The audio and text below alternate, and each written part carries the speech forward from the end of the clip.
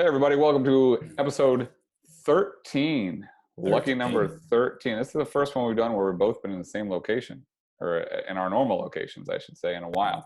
It's been a minute. Kyle, how are you in sunny Indiana?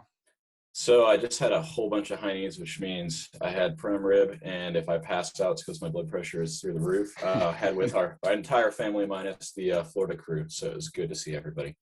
Yeah, mom and dad closing on our boyhood home because they live in Iowa now and don't need 2 mortgages. So, yeah, congrats to them. They're now going to have 0 mortgages. Pretty good situation. But, you know, lots of memories of basement ball and 2-on-2 tournaments and stuff at that house. So some of you that grew up with us, you know what we're talking about.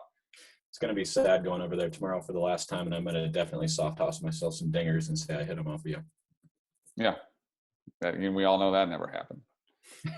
All right, we're going to get to me tooting my own horn about pitching a little later, but we're trying to go fast again tonight. I forgot to post the podcast last week, so it's entirely possible you're going to listen to this one and think that we've just done nothing for 2 weeks, but I'm going to post them both. It's like a double episode. We only did 25 minutes last week, but we did shout out, at least I shouted out a bunch of my friends, so you got to watch that one. You have to. All right, quickly, NBA. I have to admit, I'm a little sad. The 2 people I care most to watch are out. Doncic, out. LeBron, out. Street clothes Anthony Davis, as Charles Barkley called him, also out. So what are your thoughts? Maybe we start in the East. What do you think so far? You're just going to go series by series? Is that what we're doing here? Yeah, might as well. We can go Hawks Sixers, which is it's 28-20 at the end of the first quarter right now as we speak. What do you think? So, how many games and who? How many games and who? I want to know. All right, I've got 2 sets of notes because we were supposed to do this podcast last night, and then I did another set of notes post games last night. So great. I have no notes. All right, go ahead. I've got Philly in 6. Oh, that's so boring. That's what I have too. But if Embiid is healthy, I don't think the Hawks have a chance, especially with losing Hunter. Hunter was a huge part of their defense and another wing that can create. Instead, you're seeing a lot more minutes from Danilo and Herter and whatever. Those guys are fine. They're regular season players, though. They're not going to hold up defensively in the playoffs. Trey Harris-Young looks like a lollipop that fell into my wife's comb, which that tweet with the picture of him, his hair is the best thing I've seen in weeks and weeks and weeks. Yeah, it's tough. But he's been awesome, and he's really hard to guard. But the problem is that the Sixers have 2 guys that can actually guard him, in Simmons and Tybalt, and they're 2 of the most terrifying defenders in the NBA right now. And both like almost a foot taller than him, but just as quick. And once they got Danny Green off him, I think that series is over. I told my good friend Andrew, who listens to this podcast and also works for me, that Sixers in 6 or 5, and he said I was an idiot. And that was after game 1. And I said, no, it was after game 2. I said, no, you just watch. And here it goes. I'm telling you. So, no, I did say Sixers in 6 after game 1. I thought they had the answers for them. So my biggest observation from the series, though, is that the Sixers have too many specialists and not enough good all-around players. I mean, Simmons can be Tony Allen for the series, but he can't be Tony Allen in a series against the Nets or even the Bucks if the Bucks somehow stage come back. The same with Tybalt, the same with even Curry. I mean, you can't play specialist in and out every other play for an entire stretch of an end of a game. It becomes a problem. Yes. I would be surprised if the Hawks won as long as Embiid's on the floor. And Hunter is a killer. That's probably their 3rd best player. He's just gone. So maybe 2nd best, depending on how you look at it. But if Embiid tweaks that again, I think the Hawks sweep out. Yes. Embiid is that important. He just is. He sucks the whole game to him on offense and defense. He doesn't make Trey's floaters so easy, and he just punishes people. And he shoots 85% from the line, which is incredible for a big man. Speaking of people shooting at the line, we can move to the Bucks and the Nets. Giannis, man.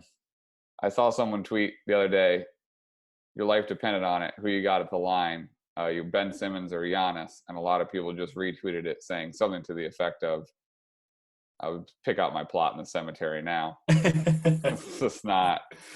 It's so frustrating to watch, and it's literally starting to make me root against the Bucks because I hate it so much. Like, just grab the ball and shoot. You're going to shoot a better percentage if you just shoot and don't think. Totally true. I mean, he missed a free throw the other night by like 7 feet. Yeah, and as someone who has a terrible jump shot, I can at least hit the rim. You shoot it better in rhythm than when you do when you don't. Yep. That's just how As it soon as I goes. start thinking up there, it's not even hitting the rim. We're getting like I mean, he wedge. maybe We're should gonna shoot a wedge jump free shot. throws. Seriously, he may just catch Seriously, it, take a step like back, and shoot a jump he shot. shoots better turnaround like He fadeaway does. jump shots. He truly It's does. really true. All right, so we both have So, Philly in 6. What do you have in the Brooklyn? I still have Brooklyn in 5. They should have still we won. are totally together on that. Mediocre minds thinking alike here. That's really true. So this is one where my observations are kind of funny from night to night. So after game 2, my observations were no Harden, no care, best team by far, walking in shambles, no way to improve the team, and bye-bye Bud. After last night, there definitely is a Harden care, though, because if Harden's playing in that game, you don't have Bruce Brown shooting the last 2 shots of the game. You also don't have Bruce Brown getting schooled by Drew Holiday. You have Harden getting schooled by Drew Holiday still, but Harden's going to make one of those 2 shots. They win that game, and they're not going to score 80. What did they finish with, 85? Well, here's 86-83. Here's the deal. The Bucks won by 3 points at home. Joe Harris and Durant and Kyrie shot 21 for 61. You know how many more times that's going to happen? 0. It doesn't even matter if Harden comes back. It's Nets in 5, and unless a miracle happens, and Middleton has one of those games where he's like 10 for 15 from 3, and maybe it's Nets in 6. But get out of here. Only observation that you could have here that could give the Bucks some sight of hope. Sight of hope. That's not a term. That's not a thing. No. As the great Stu Gotts says, and thank you, Dustin Buzzard, for this quote. The series hasn't started until the home team loses a game. So far, it's still fairly even. Yeah, you're right. So the East.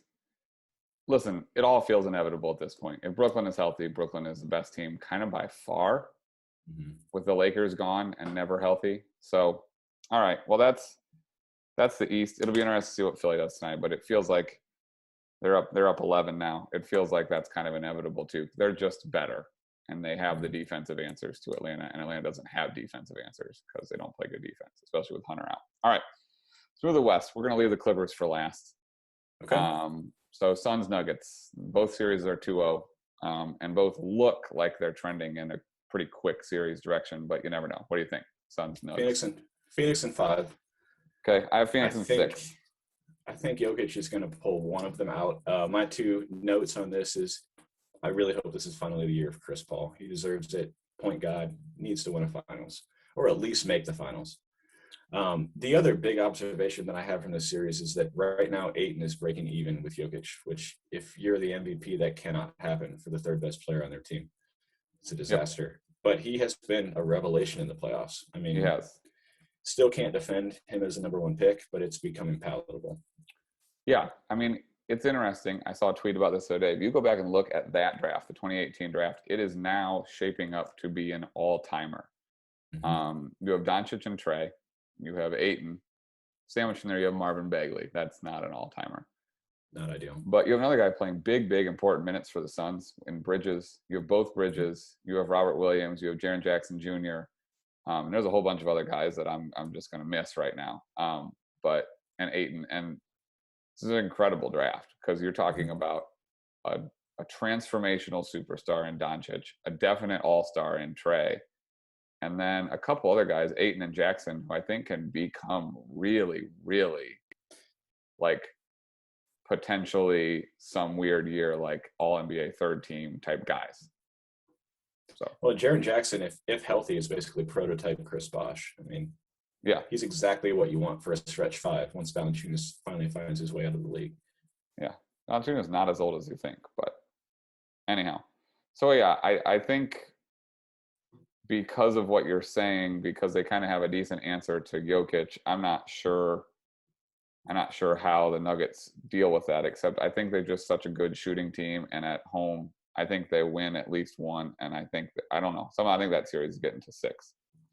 So, Colin Sexton was the 8th pick in that draft. And Shai, that's the guy I was trying to remember. Shai was 11, and Michael Porter Jr. was 14th.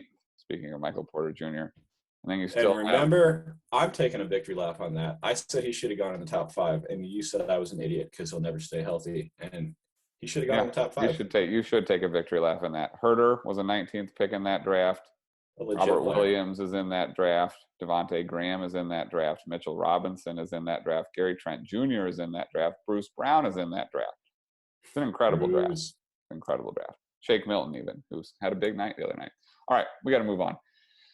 I'm going to be really careful about this one because it's not the first time the Clippers have been down 2-0, and it's not the first time I've gotten my hopes up. So I'm just going to let you start with Jazz Clips. What do you think? My observations are pretty limited here. So I've got 3 of them. The first is going to be pre-game 2, so after game 1 when the Clips lost. First one is I have no idea what to make of this series because I've watched none of it because these games are on too freaking late. Haven't seen a minute either. No, not even a second. I didn't watch the highlight of it. So definitely take my insight, and you should place bets based on my recommendations here. Conley, though, needs to be healthy. If Conley's not healthy, he's kind of the straw that stirs the drink. Although, I mean, Mitchell has been truly insane, which is awesome and kind of sticking it to Shaq at this point. Also kind of intrigued by the battle of the French centers in this matchup. Batum has to hit threes to draw Gobert out. I mean, that's how they win games. Batum is fat. Batum's also not good, but if he's not hitting spot-up threes, then Gobert's going to camp in the paint, and this team is not beatable. Yeah. So through 6 quarters of that series, Donovan Mitchell had 72 points, Kawhi and Paul George had 66. Mm-hmm. Playoff P, baby. It's not like they've been that bad. Mitchell's just been that good, though. Been that good. Well, this is the problem. This is what I observe just from what I know of these players, because I do watch a decent amount of basketball. When they put Paul George and Kawhi together, it was like there's 2 superstars, but that's not actually true. Kawhi is a super duper star, no doubt about it. A1, what he did to Dallas in game 6 and 7 was cold-blooded. Paul George is not that guy. You can't hand him the ball and say, go get me 30. You can't. He's not a great creator. He doesn't create anything for anyone else, not anything. He's not an incredible defender. Luka cooked him when he was on him. Mitchell is cooking him when he's on him. I don't know. He's just not. And so, like, if the Clippers, who I think are the most talented team still in the West, if they would somehow make it through to the finals, they have no chance against the Nets because the Nets have an equal for Kawhi and Durant, and then they have the second best player and the third best player. And honestly, in a high leverage playoff game, they might also have the 4th and 5th best players because Blake and Joe Harris, I'd probably just as soon have as Paul George too. Anyhow, that's my thought. So, and we didn't pick. What do you think that series ends up as?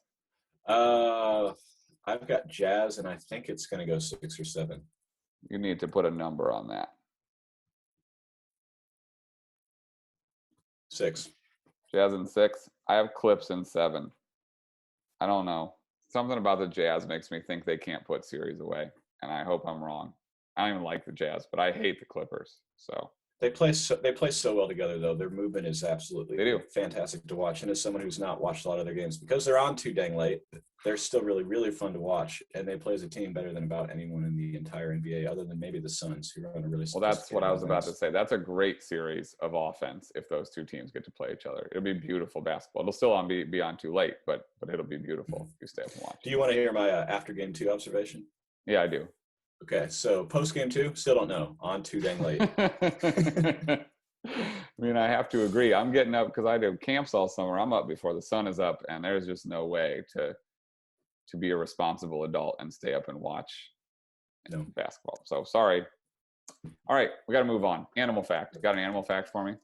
I have 2 animal observations, and the one, we need to post this video because it's one of the best videos I've ever seen in my entire life. I was dying and about in tears at the same time. So this was obviously from Reddit, which is where I find everything in my entire life. There is this stray dog in Georgia, the country, not the southern state here in the United States. He barks and protects this kindergarten class every single day on their way to school. And he does this at this road crossing. It's very, very busy street. And you can see all the kindergartners are like with their teachers, they're holding hands, walking across the street. And this dog is literally like bounding back and forth in front of cars. And if there's cars that are even inching, he's like bark attacking these cars. It's the greatest thing you'll ever see in your life. There's this one guy that ran the red light right in front of these kids, and which he should have got like 17 Christian thumbs down. I wish I had more hands. And this dog literally chased this car down in the street. Like, he was like running after it. And then there's this one guy that was just inching towards the students, and he's like doing it intentionally to get the dog to bark, and it's hysterical. It's great. So dogs are the greatest is essentially the story. That's true. And then I saw a tweet that made me laugh. It was just a random tweet from some random person I don't know. And it was, how are unicorns fake, but giraffes are real? Like, what's more believable, a horse with a horn or a leopard moose camel with a 40-foot neck? It's fair. Giraffes are incredible. If you watch them walk around, and they got such skinny legs, and they don't look like they should belong to any regular world, but they do. They're the best. They got those long tongues. Amazing. That's what I got. We're done. All right. We're going to baseball. We're going to talk about pitchers today, maybe a little bit of some other stuff, but we need to talk about Jacob deGrom. Okay. For a minute. Kyle has a stat. I know he does in a minute, but I'm going to give you, I'm just going to go say this up front. This is a way for me to toot my own horn and also talk about Jacob deGrom. So if you think I'm trying to kind of be humble, I'm not. I'm not. Okay. So my senior year of high school, I led the state of Indiana in ERA. Okay. I pitched in Northern Indiana. The competition was fine, but not great. Lance Lynn, who's currently in the Cy Young conversation, was Mr. Baseball that year in Indiana. And he deserved it. His team played in the best conference in Indiana and went undefeated and won the state championship. Anyhow, my ERA was .31, which is pretty good. It's a pretty solid ERA. I think I gave up 3 earned runs that year. Here's the deal. High school baseball in Northern Indiana, there's between 2 and 4 kids that have any idea of what's going on for real at the plate. And then the bottom 5 to 7, it's like that kid is young, but he's talented, but he doesn't know. Or that kid is old and he's not talented, but we had to have 9 players. And so you can the best team in our conference was Elkhart Memorial. They had 4 really good hitters. Most of the teams had a couple. And if you get through them, that was it. You just here's a good fastball and a slider, and you have no chance. That was kind of true of our team, except our 9-hitter, my dear friend Alex Smith, hit 700 our senior year. Why he was never moved towards the top of the order, no one will ever know, but we'll leave that alone. Anyhow, the point is, Jacob deGrom right now, I believe his ERA has inched down because he has 4 perfect innings tonight to .57 against the best players in the world. 0.57 through 10 starts.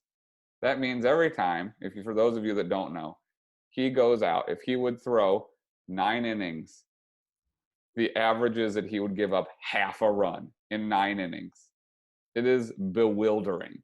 And he's gotten better as he's gotten older, which is very rare. But one of the reasons for that is he didn't really even pitch in college.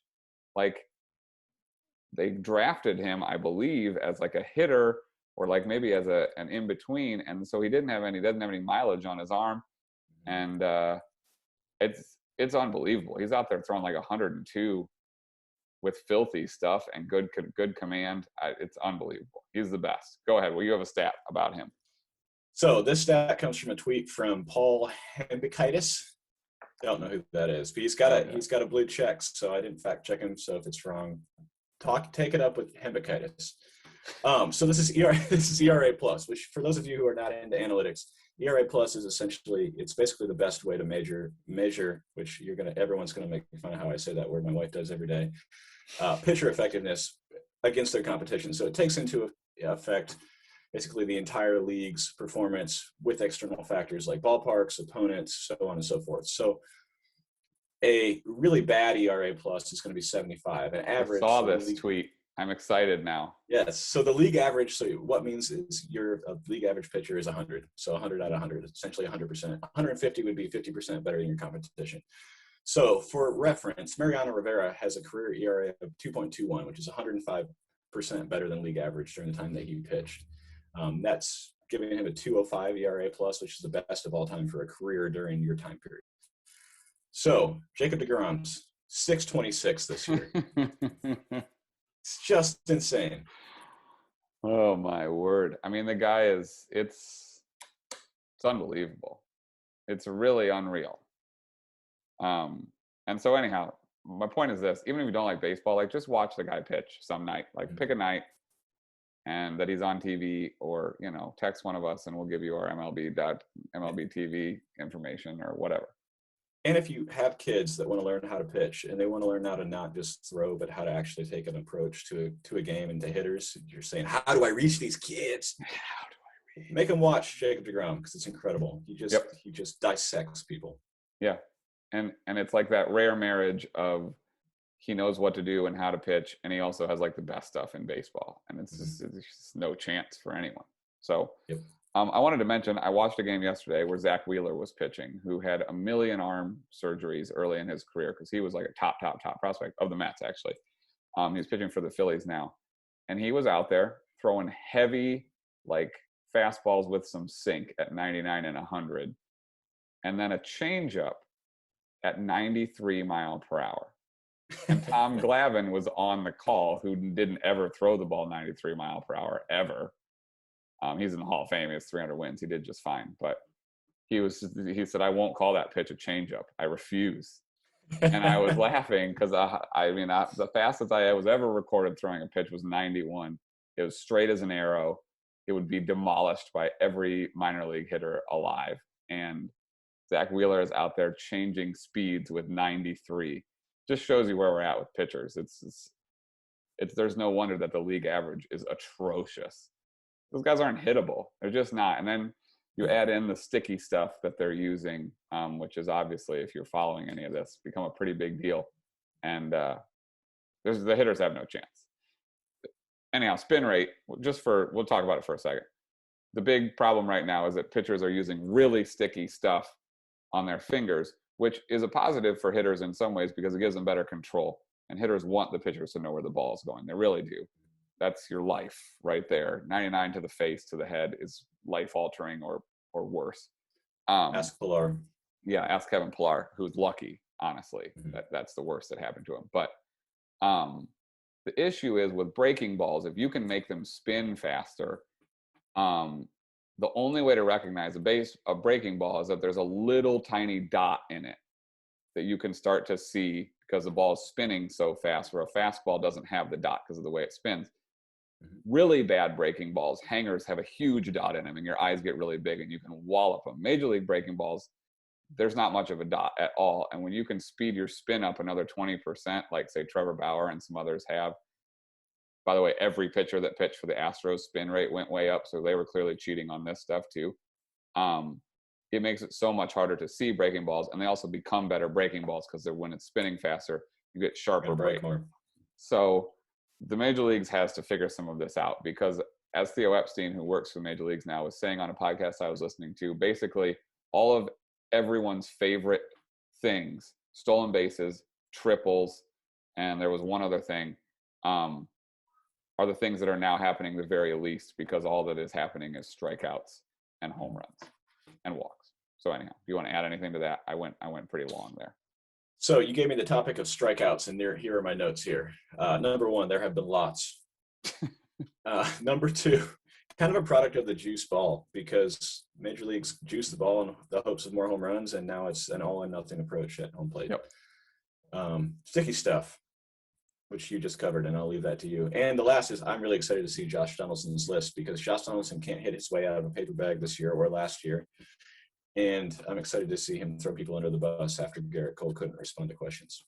Yeah, if you want to watch something interesting, watch when they ask Garrett Cole if he has used the most popular really sticky thing. It's like a minute of him saying yes without saying yes. I did not have relations with that pine tar. Yeah, it's basically it. Except he's not quite as clear about lying as old Slippery Bill was. So William. Yeah, William. Anyhow, so I did also want to mention Ronald Acuna, who I just love. And tonight is it's one of those things in the baseball card community. It's been an argument for a long time because they had the rookie card the same year. Is Soto better or Acuna better? Here's the deal. Soto hitting is a joy. He's starting to rake. He's awesome. That's all he does. Acuna tonight leads off with a walk, steals second base, scores on a single. Next time up, hits a double, scores again on a hit. His defensive metrics place him in the top 1% of outfielders in baseball. He is right now the best player in the National League and probably the best player in baseball, honestly. And you should watch him play. He plays with a lot of flair. I worry about him getting hurt every night. He swings so hard, but he's awesome. So anyhow, you should watch him. That's all. That's all for baseball. Got any more you want to add? That's it. Twins salvaged one against the Yankees by hitting 2 home They runs can't. off Chapman. They can't beat the Yankees though. It's just No. embarrassing. Well, you can't. Our 2 teams helped the Orioles go 4-6 last week too, which had previously lost like every game they had played. So that was great. And 14 straight against the Twins, and then they beat them twice in a row. Yeah, it's a tough time out there. The Indians gave up 18 runs to the Orioles, and that made me want to put my head in the freezer. All right. Our list for the week. 3 favorite ice cream flavors. We're going back. We're going. You can go 5. You going 5? I went 5. Okay, right, I'll go 5. Okay, let me go 5. Hold on. Go first? No, I want you to go first because I got to expand to 5 now. But you just do your 5th one. We'll go back and forth to get number 1. So my 5th is soft serve vanilla. And if you want to lump homemade ice cream into that, it jumps to number 1. All right, soft serve vanilla. Hold on, you got me all flustered here because now I only have 3. It's one of the 5 greatest ice creams alive. Dylon, Blue Moon, Blue Moon. Hold on. We'll get there. Dylon, and Dylon. Okay, my number 5 would be the strawberry cheesecake blizzard from Dairy Queen. Ooh, that's a good one. It's a good one. All right, go ahead. 4, butter pecan. Okay, good choice. Steve and Brenda Bachman will be happy with that. Speaking of which, one of my kids has terrible ice cream taste. We were in Iowa with my parents, and they were going to go get some ice cream, and they asked Kate what flavor she wanted, and she said lemon. Oh, Amanda would be so proud. Tough. Amanda was fired up that lemon was left off my list. Well, lemon ice cream. I don't know. Lots of people like it, though. Sure, fine. Refreshing. Fine. All right. What's your favorite? We're going to stay with the same theme, just straight up strawberry ice cream. I love strawberry ice cream. Love it. Classic. All right. Number 3, you? All right, I got a tie at number 3, and they're both berries, and we've got strawberry and raspberry, and it's hard to beat raspberry, so I'm just going to boot strawberry completely out of the list. Solid black raspberry. Yeah. All right, my 3rd is toasted coconut. We have a great ice cream place down here called Kelly's that I get coconut from every time because they never have the top 2 on my list. But it is awesome, and the Chief also has good coconut ice cream. It does. The best. Yeah. All right, number 2. Number 2, caramel. Doesn't matter how you have it. Any kind of caramel. Load it up. I knew that was coming. Mine is peach ice cream. You can't get it very many places, but there are bad ones, but my top 2 both have good and bad, but a good peach ice cream. It's hard to beat, but it can only be beat by number 1, which I think yours is going to be the same. People are going to be like, these 2 people are children. It's actually not, no, because, and the reason it's not on my list is because there's really only one place that I've had it that I actually like it. And Chief. That's the Chief. Oh, and Mancini's and Mancino's? Mancino's, not Trey Mancini. Mancino's in Middlebury has good of this too. Go ahead. It does. All right, my number 1 is just coconut, and it's the Chief, and it's the greatest thing I've ever had. And the Chief makes ice cream cakes, and we had a toasted coconut ice cream cake the other day, and I probably ate half of that. It was amazing. And this cake was it was great. I have a family fiasco now. We didn't even talk about doing family fiasco, but that reminded me of one from a while back. We got to keep rolling here. I'm running out of time. My number 1 is Blue Moon, but it is imperative that you choose the right one.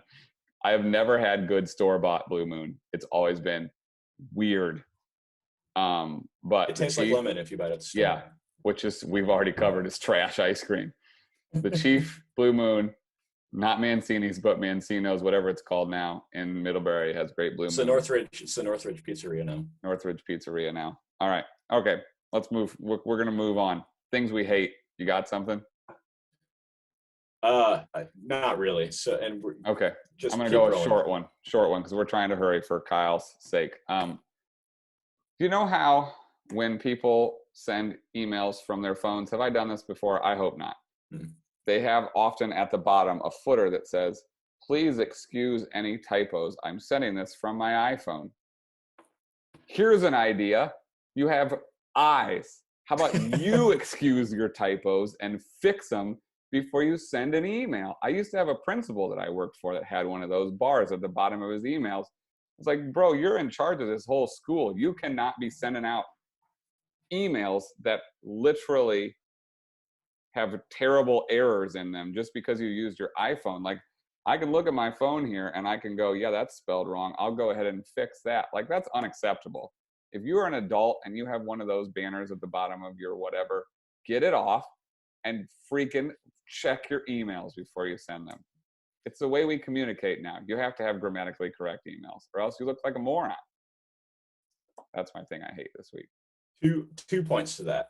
Mm-hmm. Number one, I thought when you sent me email footers that you were talking about people that have like the motivational speech underneath their email. Oh, I don't like that either. 17 sentences long. And then when you try to go through an email thread, you're literally reading a book. And I'm like, get out of here. I don't need your Thomas Jefferson One quote, one sentence. That's the maximum on that. Even then, I don't care if I don't either, but Gandhi says something about your email. I just don't.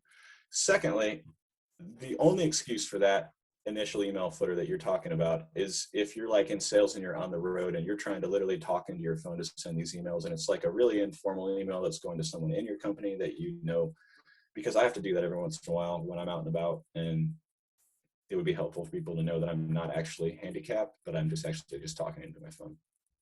Sure. By the way, we're not making fun of handicapped people, to be clear, but yeah, I understand that, but I'm talking like professional people sending out emails to like they're clearly, you're just sitting on your couch at night, like proofread your emails, take the banner off, because even when you send an email without errors in it, it makes you look like a moron to have that at the bottom. Take it off. And if you're trying to get a job, definitely take it off and read your emails. As someone who gets a lot of emails because he works in HR, people send better emails. I hired a person this week, and his name will remain nameless, who would not respond to an email. He would start a new email, and instead of typing into the body, he typed the whole email into the subject line. And there were like 7 correspondences back and forth, and you couldn't find them because the whole email was in the subject line, and I couldn't even read it because it would just cut it off. So I just have to like piece together like he's texting. It's like a text though, like it's like using you instead of you, and like. What is it? As an employee of Goshen Health, so glad I live here. Not really, kind of. It's in between. It's unbelievable. All right. I have one family fiasco. It's very short, and then we can be done because Kyle's got to go, and I want to go to bed, even though it's only 8:47 Eastern. So the coconut cake that you talked about made me think of another coconut cake that I want to talk about. So Emily and I got married in Michigan. It was a quickish wedding. There was no dancing. We won't get into why, but it was a great wedding. Kyle actually gave a great toast at the wedding. He should be commended for that. But we were really busy walking around to talk to people because there was a couple hundred people there. And we wanted to make sure we say hi. A lot of people came from out of town because the wedding wasn't actually where either of us grew up. It was a couple hours away from where I grew up and many hours away from where Emily had gone to high school at least. So we go talk to everyone. We had cut the cake, of course, and done the thing where Emily wiped stuff on my face, and I was told very clearly that was not going to be allowed to go the other direction because she was, very beautiful, as you would expect. So we didn't get any cake, and we sent the cake home with these guys, my mom and dad, and Kyle, who was still in high school, and Annie, who was probably in middle school, and maybe in high school. I don't know. Probably just starting high school. And, expected. There was a lot of leftover cake, and the top layer was coconut, and I was so excited to have some coconut cake. And so we went on our honeymoon, came back up north. We were hoping to get some cake. Turns out Mom and Dad took it home, and Mom and Dad and Kyle and Annie ate all of our leftover wedding cake, all of it. And we did not ever actually get to taste our wedding cake. It's the thought that counts, and trust me, it was delicious. Where was the thought? There were no thoughts. I thought that I was hungry. Okay, super. That's great. All right. Do you have anything you want to recommend this week, or would you like to just be done so you can move on? So I'm going to go super fast, but I actually watched a crap ton of stuff this week, so I got to run through it really quick. So I got home from vacation a day early, so I had a day off of work, and I didn't leave the room, and I watched nothing but TV. So recommendations. This week we watched a show on Netflix called Sweet Tooth. Amanda hated it. I loved it. Thought it was great. It's a post-apocalyptic, fairly cute story. It's really good. It's a comic book. It's a DC comic. It was great. I liked it. I wouldn't say it was mind-blowing, but it was good. Okay. Season 2 coming out soon. Love, Death, and Robots, which I mentioned a couple weeks ago. Second season is out. Watched the whole thing on Monday. That's 8 episodes, along with 4 other movies that we're going to touch in a second. It's fine. It's not as good as season 1. Next, Army of the Dead. This is a brand new movie with some guy that used to be a UFC fighter.